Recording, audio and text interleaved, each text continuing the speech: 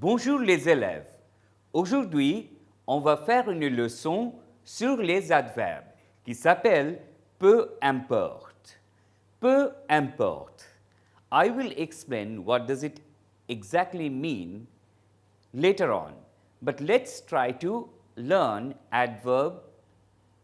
What is an adverb in French? An adverb, qu'est-ce que c'est? You have learned in a previous lesson what does it mean, qu'est-ce que. So, qu'est-ce que c'est? An adverb, what is it? Les adverbes sont invariables, c'est-à-dire qu'ils n'ont pas de genre ou de nombre, mais une forme unique.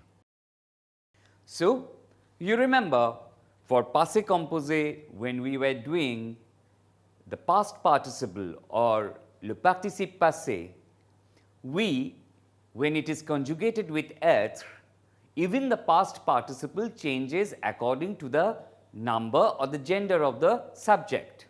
You remember that. But adverbs never change in a sense that it does not conform to the gender or the number of anything. So, they always have a unique form. So, I repeat in French, les adverbes sont invariables, c'est-à-dire qu'ils n'ont pas de genre masculin ou féminin ou de nombre singulier, pluriel, mais une forme unique, an unique form. For example, il y a beaucoup de garçons, il y a beaucoup de filles. So, il y a beaucoup de garçons ou il y a beaucoup de filles. In two cases, it's the same adverb. On utilise les adverbes à nuancer, à donner des informations supplémentaires sur un verbe, un adjectif, un nom ou un autre adverbe ou sur le sens d'une phrase. So, I will now explain this thing in English. So, when do you use adverbs? When do we use adverbs? We use an adverbs to give some nuance, some importance, some sense which is more than the basic word, and some supplementary information. But that word can be a verb, it can be an adjective, it can be a noun, or it can also be another adverb, or it can generally give a different sense of the entire sentence. So, one thing you remember, une phrase means a sentence. For example, Julien parle beaucoup. Julien parle beaucoup means Julien talks too much. Sébastien est très beau. Sébastien est très beau. So, here, très means, you know, Sébastien est très beau. Beau means handsome. Belle means beautiful. So, a beau garçon, une belle fille. So, if you have to say very handsome or very beautiful, that word very is replaced by très. Sébastien est très beau. Il y a trop de sel. Il y a trop de sel. There is too much of salt. Le sel is salt. Le sucre is sugar. You know. So, il y a trop de sel. Marine vient très souvent à la maison. So, here you can see there are two adverbs like très souvent. So, Marine vient très souvent à la maison. Marine comes home very frequently. Very frequently is très souvent. So, normally it comes before the noun, the adjective or adverb, but after the verb. Like it is a little bit different than in English. But we will explain that much later. So, for example, we will do a certain number of sentences in which you will find how it is placed before the noun, adjective or adverb and after the verb. But here again, there is an exception. That is, In passé composé, it comes between the auxiliary verb and the past participle. So, s'intercalent les adverbes s'intercalent entre l'auxiliaire et le participe passé. For example, Isabelle a beaucoup aimé ce livre. Beaucoup aimé means, but it is in past participle, it is coming between a and aimé. J'en ai assez étudié pour aujourd'hui. I have studied too much for today. Il a peu préparé pour l'examen. He has prepared little for the exam. Elle a pas mal voyagé en Inde. She hasn't traveled in India a little, means she has traveled a lot in India. So I'm just giving you so you understand that these are the very typical use of a language. So I'll just repeat, Isabelle a beaucoup aimé ce livre, j'en ai assez étudié pour aujourd'hui, il a peu préparé pour l'examen, elle a pas mal voyagé en Inde. So now we are going to see each of these adverbs, how we can use them separately. Trop de. So, trop is a word or an adverb which generally is used in a negative sense. Il parle trop. He speaks too much. So, l'adverbe trop a généralement un sens négatif. Cela signifie qu'il y a un excès de quelque chose. Attention, quand il est placé devant un nom, trop est toujours suivi de la préposition de ou des apostrophes devant une voyelle ou un H muet. So, now I'm going to explain it in English. So, adverb trop is generally has a negative sense. It actually tries to say that some excess of something, and it is generally placed before the noun, and it is always followed by de or d apostrophe in case of vowels or mute h. So, some examples, il y a trop de gens dans la rue. Il y a trop de gens dans la rue. Mon oncle mange trop, il va tomber malade. La musique est trop forte.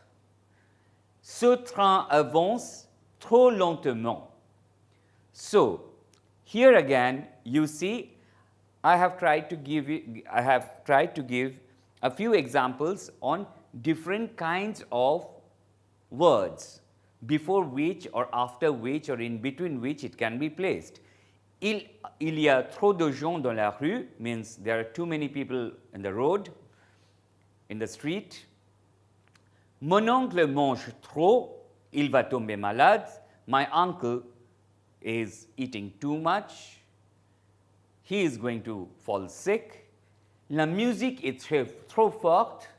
The music is very loud. Ce train avance trop lentement. This train is moving very slowly. So, now another some expressions like I'm just giving like some examples. Exagérer, essayer de se faire remarquer par tous les moyens. So, like when you are using trop, it is exaggeration, excess, or doing something more than usual. Il essaie de se faire remarquer par ses camarades, mais il en fait toujours trop. Il essaie de se faire remarquer par ses camarades. He always wants to catch the attention of his friends, but he does it a bit too much. Tu en fais trop pour tes enfants. Ils sont capables de leurs études tout seuls. You do it a bit too much for your children. They are capable of doing their studies on their own. So, in these two cases, you see how trop is used a slightly different. So, remember, il essaye de se faire remarquer par ses camarades, mais il en fait toujours trop. Tout en fait trop pour tes enfants, ils sont capables de faire leurs études tout seuls. So now, très is another adverb. Très is an adverb which is used in front of an adjective or another adverb, and it kind of amplifies the sense. Amplifier. So, très est un adverbe qui s'utilise devant un adjectif ou un autre adverbe. Il sert à les amplifier. So, I just said the meaning in English, so you understand. Très est un adverbe qui s'utilise devant un adjectif ou un autre adverbe. Il sert à les amplifier. For example, Claire est très grande, means Claire is too tall. Nicolas se lève très tôt. You know this verb, se lève means to get up. So Nicolas gets up very early. So these are one adjective and one adverb. So after this, très sert souvent à décrire des sensations basiques, comme la faim, le soif, le froid, bref, toutes les sensations que les enfants ressentent dès qu'un voyage en voiture. What I wanted to say here is, très is also a thing that is often used par les enfants. Like when they say, j'ai très faim, I'm very hungry, j'ai très soif, I'm very thirsty, j'ai très froid, means it's very cold, it's very cold. J'ai très peur, means, or j'ai très envie de, I want something. So, très is something which amplifies. Il fait très chaud, il fait très froid, il fait humide, il accompagne aussi bon et bien. So, très you can also you use with bon or bien. For example, ce film est très bien, means this is a very good film. Or ce croissant est très bon, means this croissant is very delicious. So bon here means delicious. So these are the typical French words that you will come across when you read any book.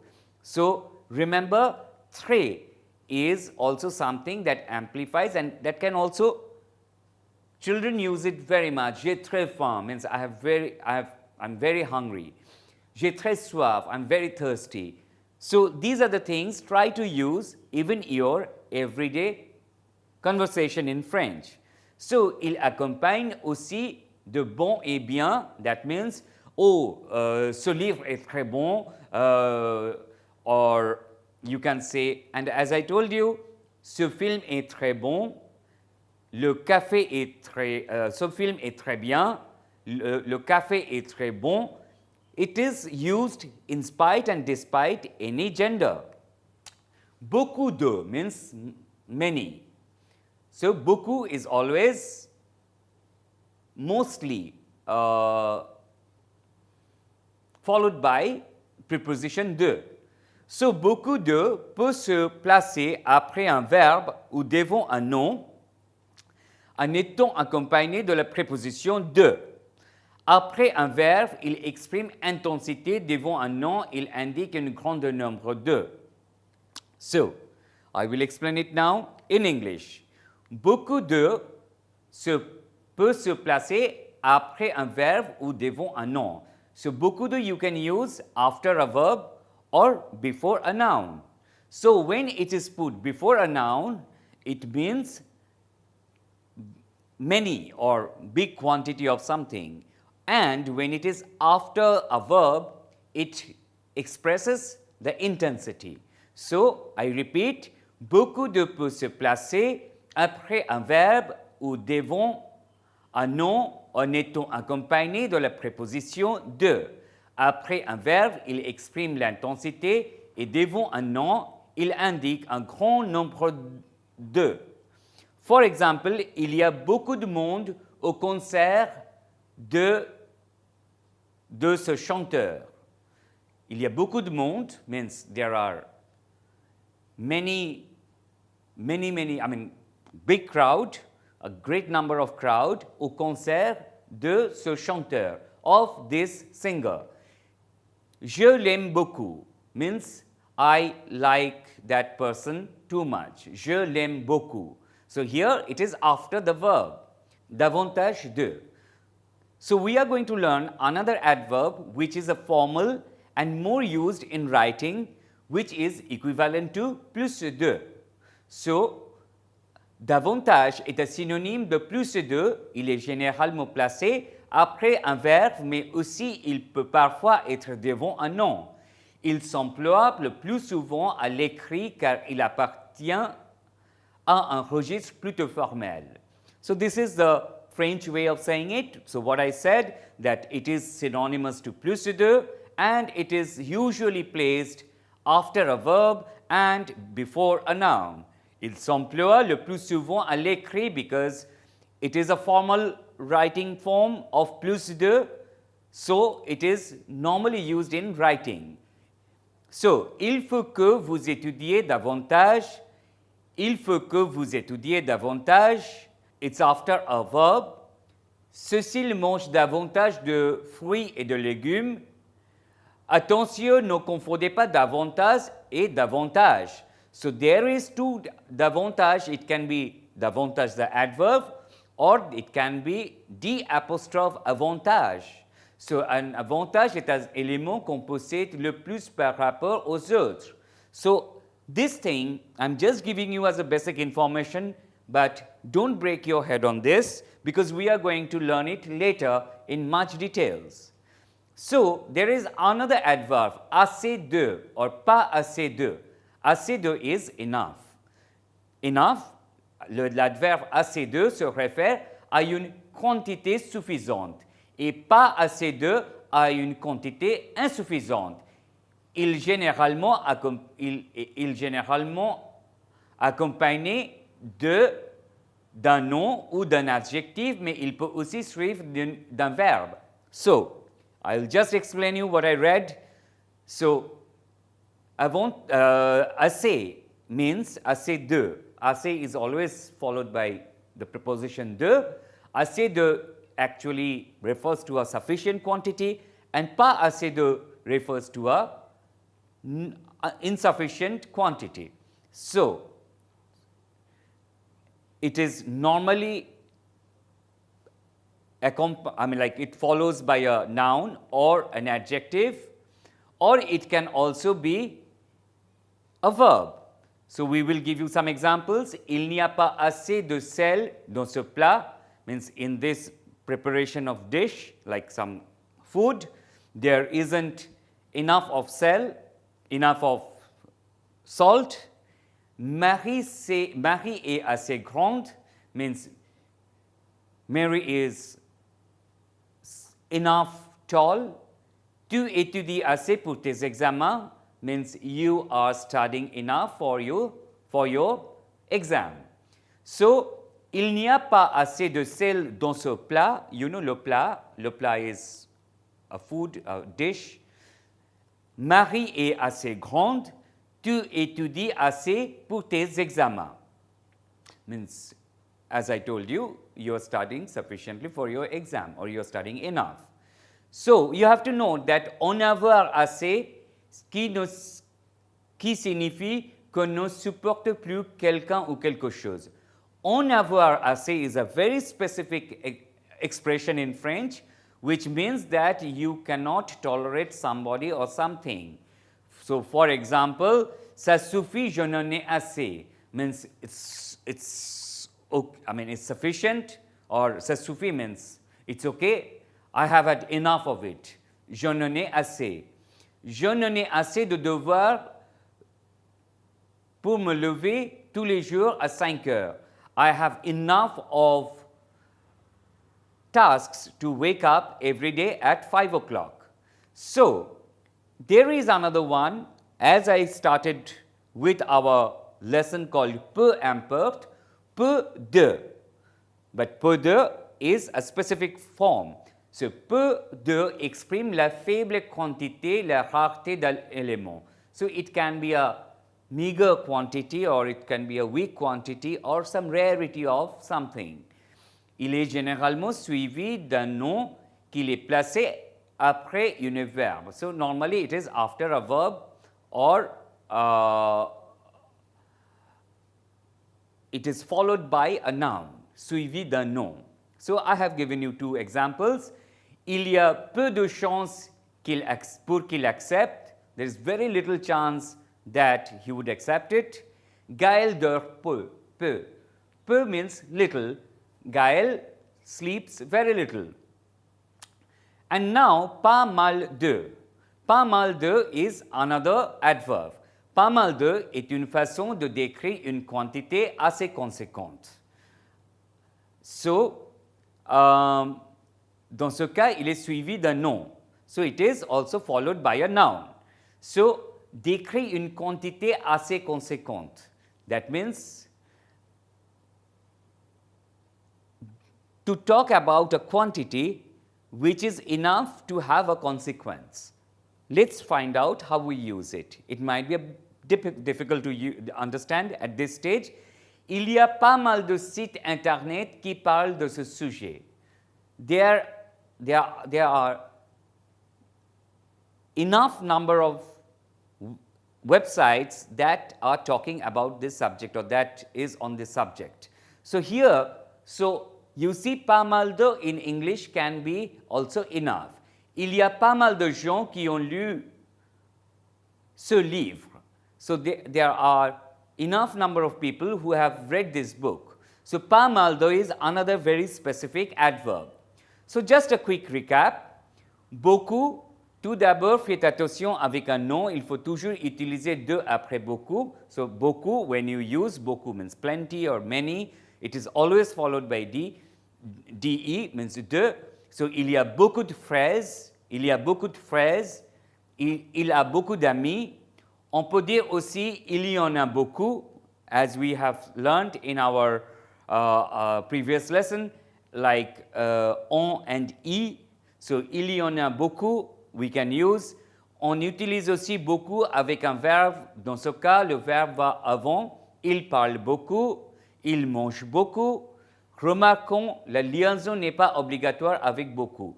So with beaucoup, the liaison, you know, to like, for example, beaucoup is not, there is no liaison with the next word if it starts with A, E, I, O, U and mute H. Très, we have done très. Très is something which is actually intensifies, as I have told you. Il est très fatigué. Il court très lentement. Il court means courir, you know, to run. Il court très lentement.